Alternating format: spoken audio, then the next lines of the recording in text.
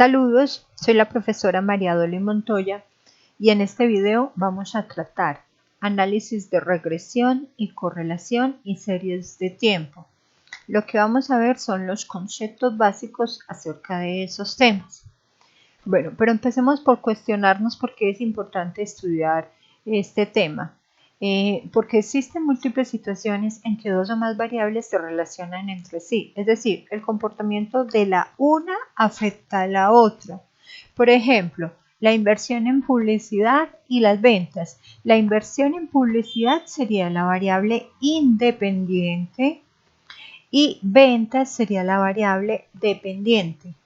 Esta se llama variable independiente porque es que las ventas van a depender de lo que se invierta en publicidad.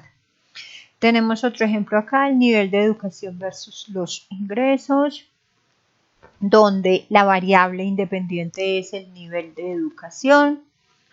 Entonces, los ingresos sería la variable dependiente y se asume que estos ingresos van a depender del nivel de educación que se tenga.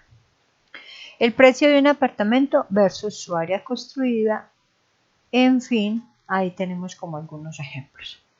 ¿Cuál es el objetivo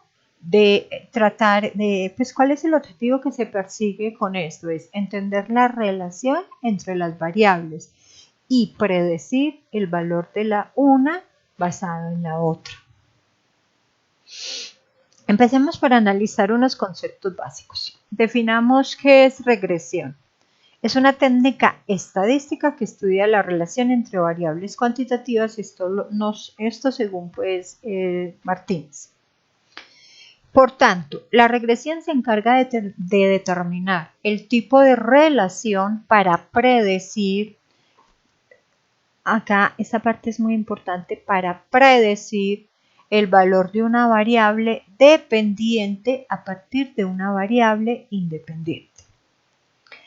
Entonces, con base en el número de variables que se relacionan dentro del estudio, la regresión se clasifica en simple, cuando tenemos únicamente dos variables, o múltiple, cuando son más de dos variables. La regresión múltiple también se conoce como análisis multivariante. Para el caso, a nosotros nos interesa esta simple. Esta es la que vamos a trabajar acá. Con base en el tipo de asociación existente entre las variables tratadas, la regresión puede ser lineal, puede ser parabólica, exponencial, logarítmica, entre otros. A nosotros en este momento nos interesa también trabajar la lineal.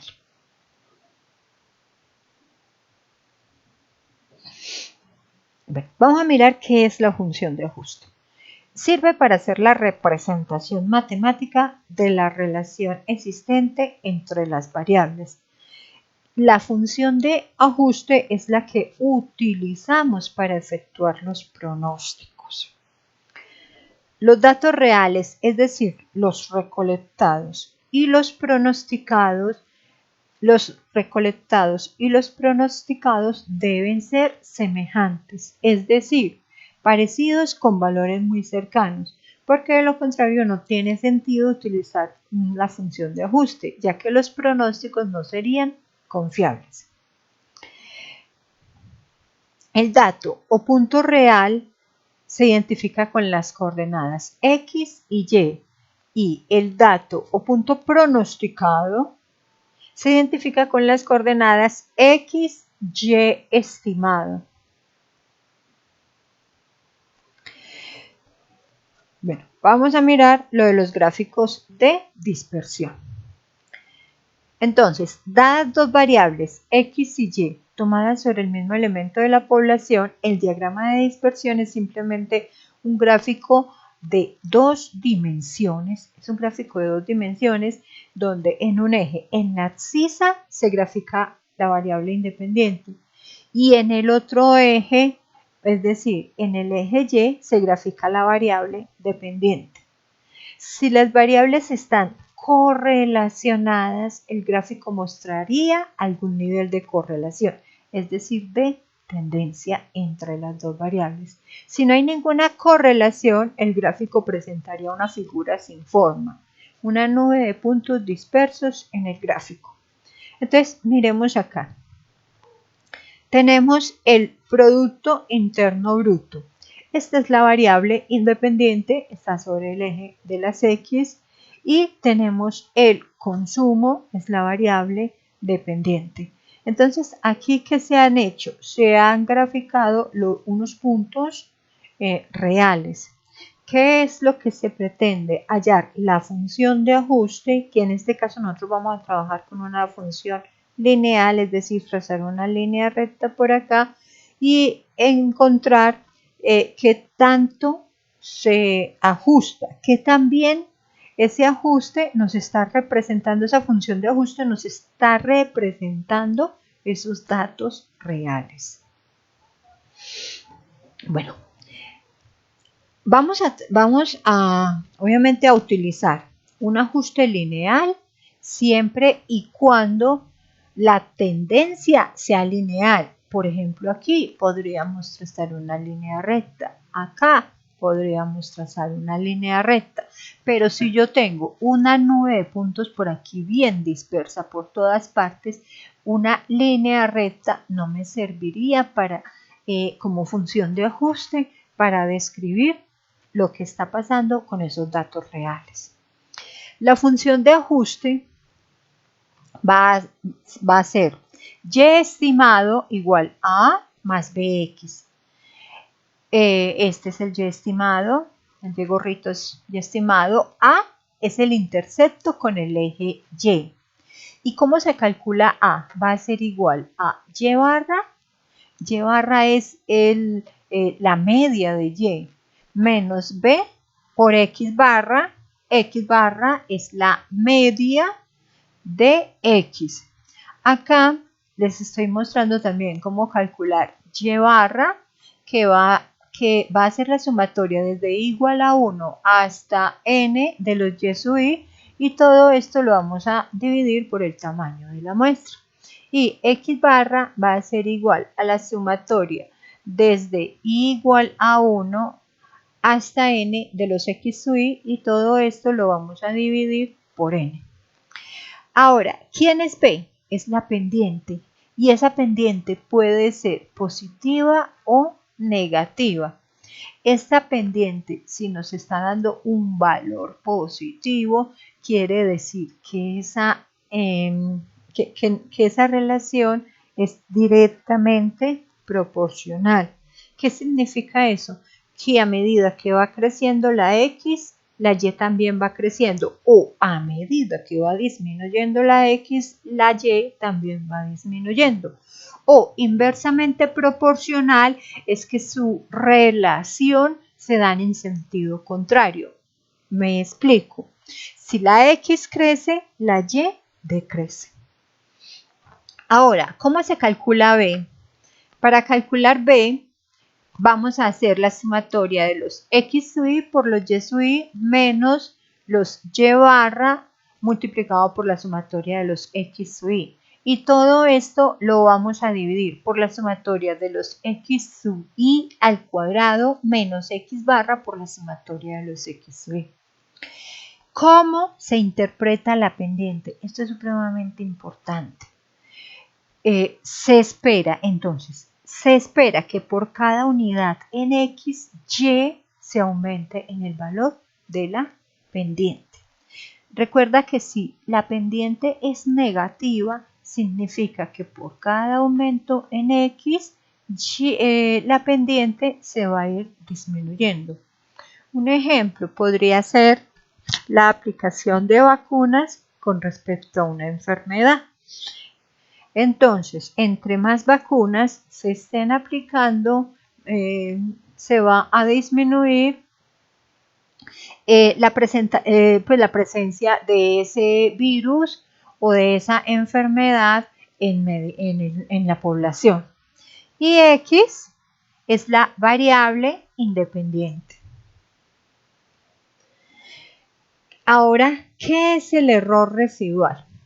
el error residual va a ser igual a eso y va a ser igual a la diferencia entre el y dado, es decir, el real, menos el y estimado. ¿Qué pretendemos nosotros? Que la sumatoria de todos los errores sea aproximadamente 0. Entonces, vamos a explicar un poco más acerca de los errores. ¿Qué es eso del error? Si yo tengo aquí mi función de ajuste, entonces resulta que yo tengo unos datos que son reales, por ejemplo, en este caso, el caso A.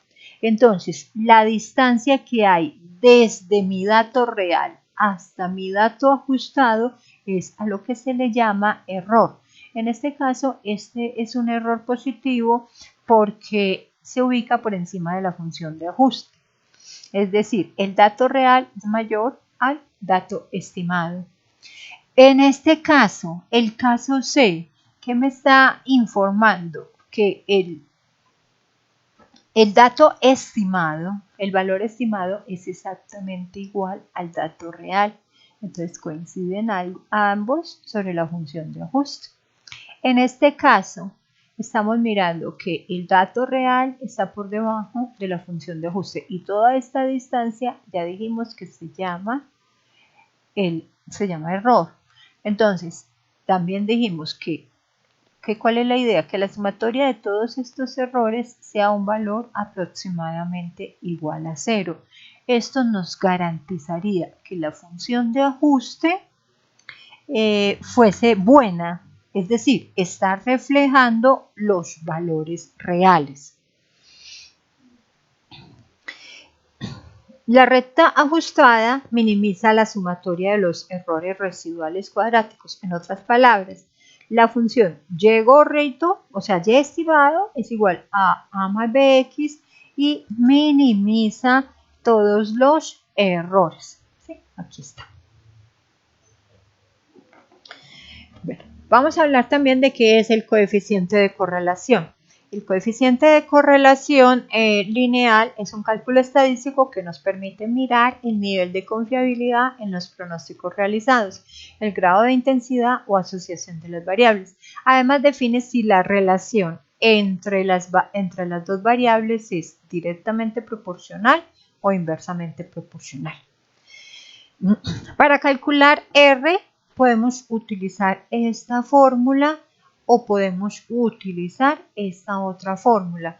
Acá no las voy a explicar porque nosotros vamos de una vez a utilizar Excel para hacer el trabajo de la función de ajuste y para hallar el coeficiente de correlación y para hallar el coeficiente de determinación.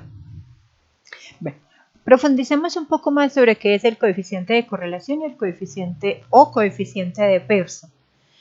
Entonces, ya tenemos claro que explica el grado de asociación entre la variable dependiente y la variable independiente.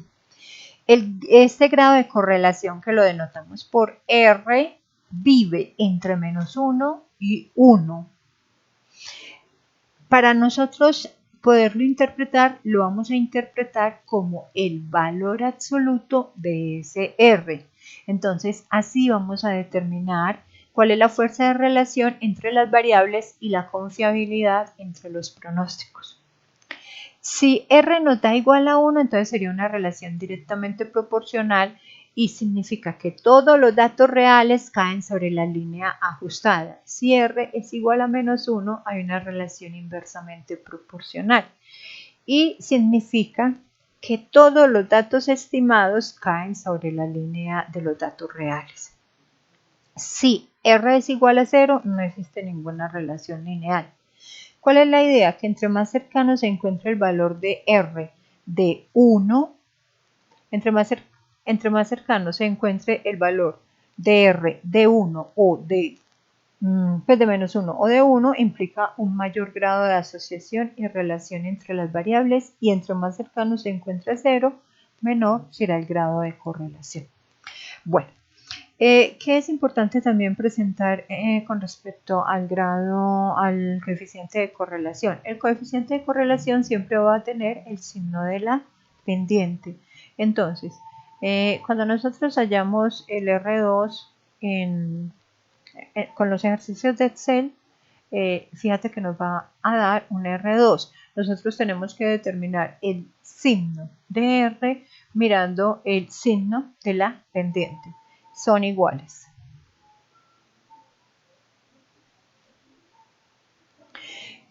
Bueno, vamos a explicar aquí, de acuerdo al valor que nos dé ese coeficiente de correlación, entonces, ¿cómo va a ser ese grado de asociación?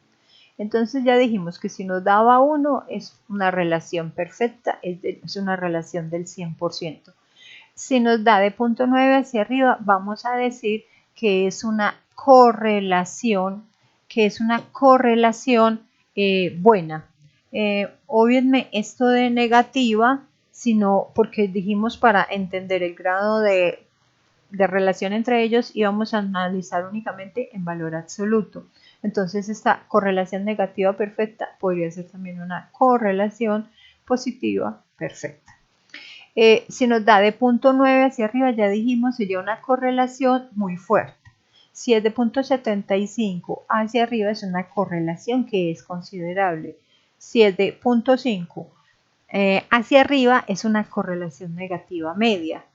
0.1 es una correlación demasiado débil. Y si nos da 0, no existe pues ninguna correlación. Los programas a veces este R nos lo dan con esta letra, con ρ. Eso les queda ahí como información. Gráficamente, ¿qué estaríamos? Miremos gráficamente lo que hemos dicho en la diapositiva anterior. Entonces, si mi correlación es -1, mire que los gráficos, que la función de ajuste justamente cae por encima de los datos reales.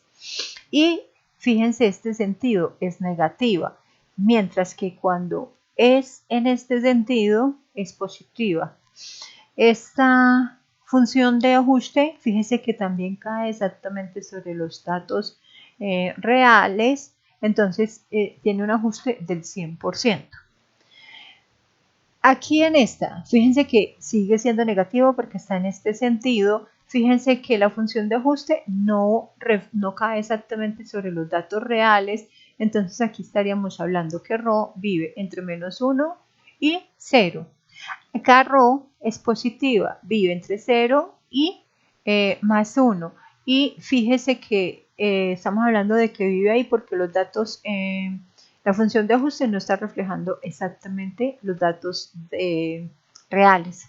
Y en este caso, ρ es igual a 0 porque no puedo representar a través de una línea de tendencia todos estos datos. Entonces ahí se dice que no hay ninguna correlación. Ahora miremos lo que es el coeficiente de determinación. ¿Qué es el coeficiente de determinación? Indica el porcentaje de datos de Y que sí dependen de la variación de X.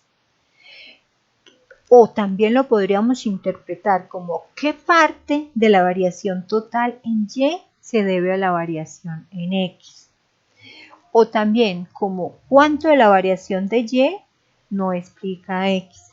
Entonces el coeficiente de determinación lo vamos a denotar por R2 y se va a calcular, R2 va a ser igual al coeficiente de correlación elevado al cuadrado multiplicado por 100, es decir, vamos a hallar un valor que es un porcentaje. Si R2 es igual al 100%, es decir, si el coeficiente de determinación es igual al 100%, estamos hablando de un ajuste perfecto. Y si R2 es mayor o igual al 75%, estamos hablando de que hay un ajuste bueno. Interpretemos esta. Esto significa que el modelo explica el 75% de la variación de la variable dependiente. Ahora miremos lo que es el coeficiente de no determinación. El coeficiente de no determinación corresponde al complemento del coeficiente de determinación. ¿Qué indica? El porcentaje de datos de Y que no dependen de la variación de X. El coeficiente de determinación lo vamos a denotar por no R2 y se define así. No R2 o de no determinación va a ser igual al 100% menos lo que nos dé el coeficiente de determinación. Así, entre más cercano esté el coeficiente de no determinación de 0, más ajustados serán los datos y más dependencia tendrán los datos de y respecto a los de x. Ahora miremos cómo es el análisis de regresión aplicado a las series de tiempo. El análisis de regresión en una serie de tiempo, entonces, ¿qué es una serie de tiempo? Es aquella serie que nos está mostrando el comportamiento de una variable a través del tiempo. Por tanto, una de ellas es el tiempo. Al tiempo siempre la vamos a denotar por x. ¿Por qué? Porque el tiempo siempre, en este caso, va a ser la variable independiente. Y la otra la vamos a denotar por y. La que se analizará, que es la que se analizará a través del tiempo. Vamos a mirar cuál es el comportamiento de ella a través del tiempo.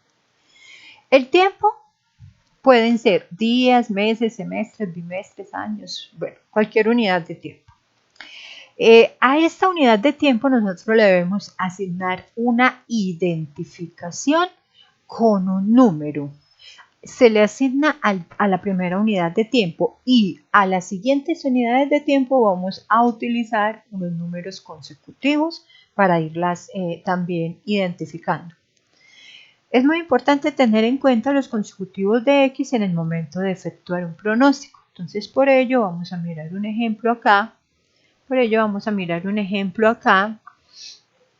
Este tiempo lo estoy dando en meses.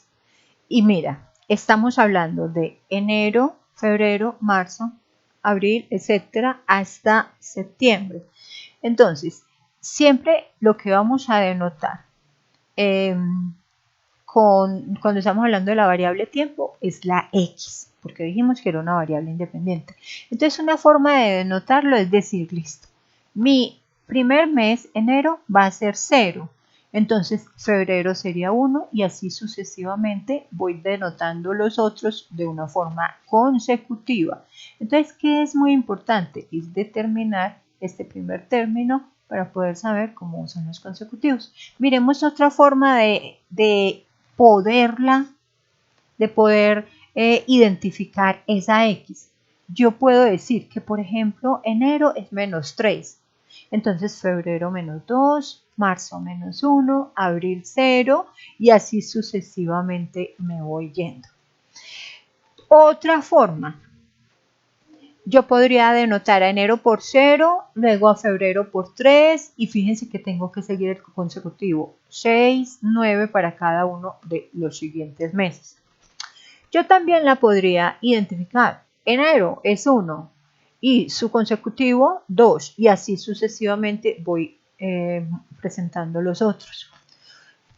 Otra forma, menos 4 enero, menos 2 febrero, 0 marzo, 2 abril y así sucesivamente. O sea, ¿qué es lo importante aquí? Establecer este primer valor y establecer cómo va a ser mi consecutivo.